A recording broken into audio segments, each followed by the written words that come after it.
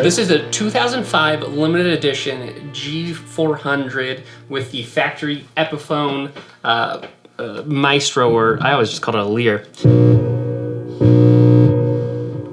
You can also see where the damage most likely caused for the fact that this is loose. So you would have the common, like I do it all the time, where you spin it, which then in return spinning it, you cause damage from pulling it the way it shouldn't be. So I'm guessing that's how at least it was broken. If I had enough time, I could probably spin it in a way that it's touching, the ground's touching it, and it probably doesn't work.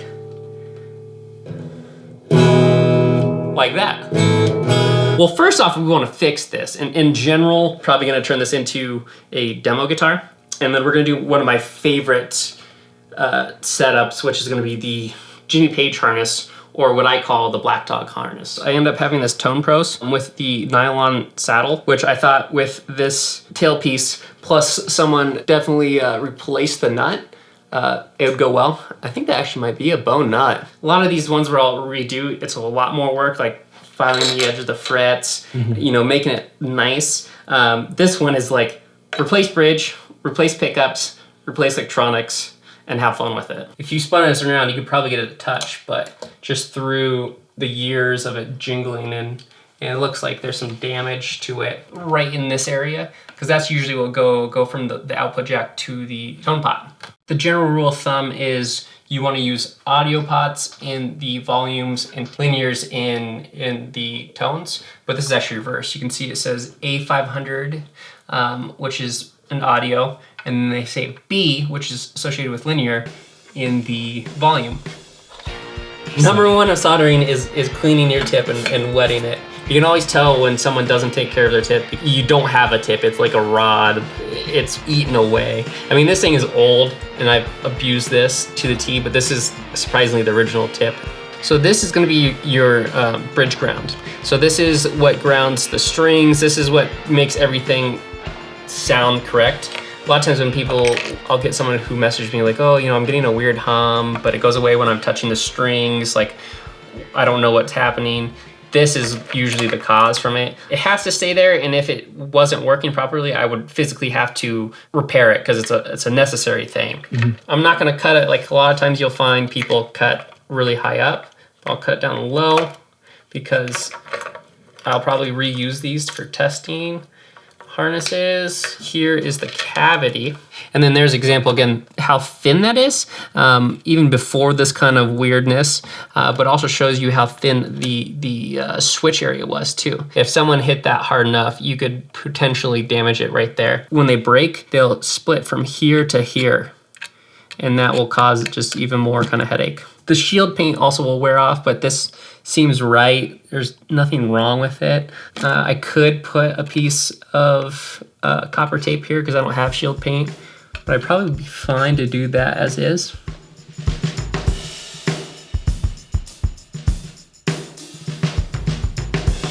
Because this guitar was definitely intonated, which is really nice because that will save you a lot of time. I matched it based off of the stock bridge. So now I'm just gonna start taking off the pickups. Basically just slowly do it. A lot of times the plastic will kind of warp like that.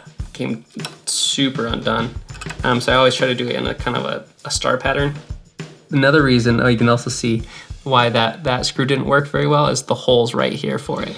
Oh, yeah. So I can see light through it. This is the prime example of when you can see some of the funny things Epiphone does and whether or not this neck is actually made of mahogany. So the llast one I did, which is a 98, it was a 3-piece maple. Like that almost looks like a bird's eye, but that could be just a weirdness of the lacquer. SH14. 14, okay. This is the JB neck. Okay. And that's the standard, and I got these at a good deal, but with the caveat that, again, the person cut there's no way anyone is ever going to use those without having to physically repair them. I'll probably try to figure out, okay, how far should I cut this? My rule of thumb, which is again subjective, is I like to do it from the next control. So it's going here, but the next control is going to be back here. So I will cut it about right there. Use some nice Craftsman.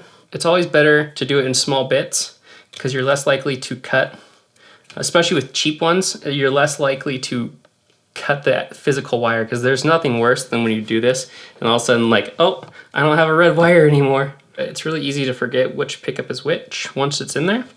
So I'll put a heat shrink on that one. And then you can tell it's the neck pickup based off of the color, and it's associated with this color as well. And then we will get to the bridge. And same idea with the bridge, which this one we don't actually have to cut too much. Basically just cut what's already on right there, which is easy enough. And then I'll do the distance again for the same length of that.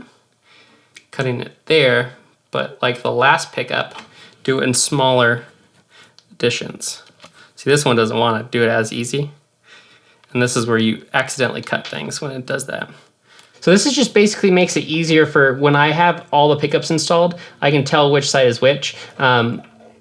I mirrored it to this, so the neck pickup was yellow, the bridge is this. So normally you would have one channel and you do the neck and then the bridge to install, but for the fact that you have two different channels, you don't have to worry about doing one versus the other to get it through, because it just tends to be a very tight spot. So that's actually a lot easier.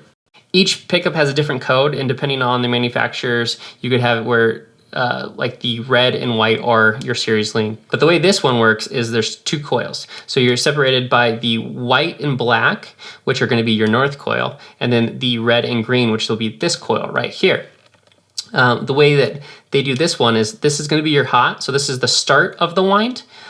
This will be your finish, this white one, which will be this last part of the wind, followed by the red wind, which is the start of this coil, and then the ground, which is going to be the finish of this coil. The way that these pickups work is right now they are wired so that these are two separate pickups. Like you could essentially just wire these separately and you can call it a switch, put it on a switch.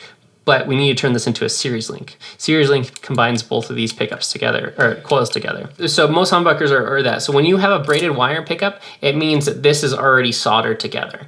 But they're soldered together in here to the point where you don't have to do anything. But since the modern, in the last kind of, I would say even less than 20 years, it's been very kind of cool to be able to kind of mod this, because you can get a lot of sound just from screwing with the coils alone. Most manufacturers nowadays will do 4 conductor pickups. They call it 4 conductor because of this, these wires. Some people will say this is 5, but this is actually just a chassis ground and doesn't count. So in order to do this, we're gonna have to combine the red and white, and this will essentially combine the 2 coils. Okay. So now with this together, the signal goes from the finish of this coil to the start of this coil, which then, if you think about it, it's like an S, and it goes through and ends with the finish of the ground, or what you call ground right there. It's important to get the right screws for the humbucker ring, because you have 2 long ones and 2 short ones, and it's the same with this one. This is the short ones, or these are the 2 long ones. You want to use the longer screws for this side and the shorter screws for that side. So this is going to be my personal favorite, but your classic Jimmy Page harness. We call it the Blackdog on our website. Even though it's called Jimmy Page, I feel like it's like a bigger harness than Jimmy Page, because it's just a very versatile harness. Like I can't say more how much I love it. This is also the harness that got me into modding and learning about how to do electronics. Coil cutting for each pickup. So this will be the bridge coil cut. This is the neck pickup coil cut. And then you're gonna have this one, which makes the pickups out of phase by swapping the hot on the bridge. And then you have series parallel, which in parallel, your normal in each pickup is separate, but in series, it's like with the coils, it combines them both, which then makes it into like a 4 coil humbucker and gets that beefy sound. Whenever you solder any kind of harness, I always will leave it undone until it's finally ready to test it. Just because with sometimes how tight these things get, it's always beneficial to like move it around, because nothing's worse than accidentally burning your guitar. All our harnesses end up matching the Seymour color code. So with this style pickup, it's really easy to install.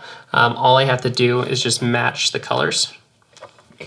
So it's always really good to put heat shrinks on these, on any kind of soldering joint, especially when it's important like this. Just for the fact that if you don't, and you're, out jamming around and these end up moving, you could potentially ground. So this is your hot, right? So this could accidentally touch this, which would completely kill the pickup. So anytime you can cover it and make it kind of less margin of error, the better. Most people probably won't have this fine of heat shrink, but you can use just tape. Anything that will cause it so the raw connection isn't touching. I might have to use a bigger one on this one. The raw connection isn't touching, potential of touching anything metal. This is going to be your chassis ground. Okay. So this is that bare wire. And what I'm doing is, again, adding a little bit of heat shrink to it to add a little more girth, so when it gets moved around, it won't get damaged and like just like this original stock harness, you'll have it will do stuff like this where it just falls off because it just breaks. Anything that's metal on this is counted as a ground. So you could solder it anywhere on here, or to kind of save time with the solder, you can always do it on top of another joint, just because that previous joint probably burnt through the flux that they usually add. Okay, and then I just cut the top of that, left it as is. It's pretty much good for that side. I'll somewhat put it in there. Very last thing we have to do is finish that by that bridge ground. So this will ground the whole harness in, and this can go on any pot. All these are grounded to each other, so it doesn't matter if I want to put it here, here, or here. It just needs to go on a pot so that it grounds the harness and you won't get any buzz. So the best way to test it is getting like a screwdriver or something metal and lightly tapping the top. So you'll go through individual controls as if it was like a normal. So you go through here, turn it down, and it goes down all the way. That's the volume? That is the volume. And we're gonna go through the tone, listen for if it engages, which you can hear a difference. And then we'll go through the neck pickup.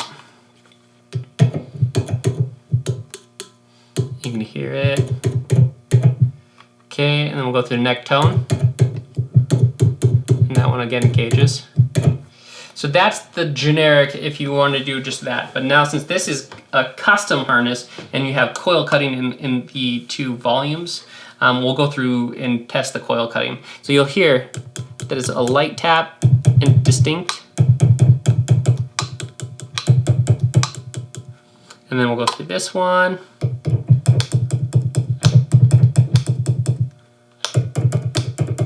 This is the main coil. You can always tell, so you'll hear some as the pickup is, this coil is picking it up, but it's not as loud. More bass, little treble. Okay, so that's good. We're gonna go in the middle because we gotta use the middle position to use these two. So we'll test the out of phase, which this one's a little bit harder to test. Let's see if you can even hear a difference.